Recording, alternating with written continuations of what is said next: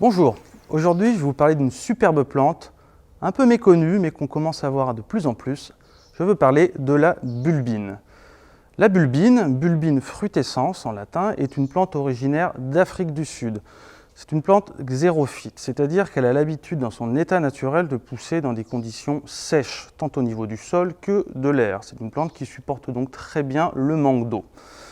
La bulbine, je vous ai précisé originaire d'Afrique du Sud, a quand même une rusticité intéressante, c'est-à-dire qu'elle peut tenir à des températures négatives de l'ordre de -5, -6 degrés en période hivernale.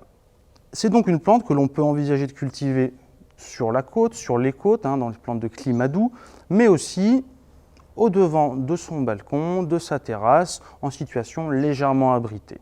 Ce qu'il faudra impérativement pour cette plante, au-delà du froid, c'est éviter qu'elle ait les racines qui trempent dans l'eau tout l'hiver ou qu'elle soit vraiment trop arrosée par les pluies hivernales. Si vous respectez ces conditions, la plante va donc s'épanouir.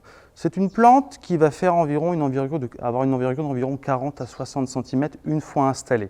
Elle va faire de nombreuses ramifications. C'est, comme vous le voyez, donc une plante grasse, mais néanmoins, vous aurez de nombreux départs, ce qui vous donnera un petit buisson haut d'une vingtaine à une trentaine de centimètres.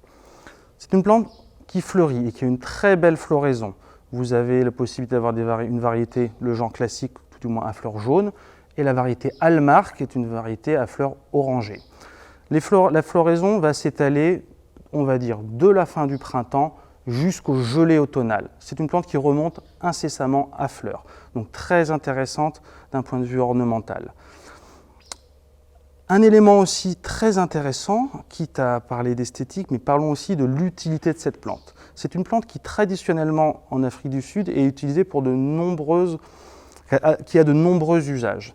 Le nom anglais de cette plante, c'est jelly burn jelly. C'est une plante, donc jelly, sorte de confiture, et burn, brûlure. C'est donc une plante qu'on peut utiliser pour les brûlures, mais au-delà de ça, pour de nombreuses petites bobos du quotidien.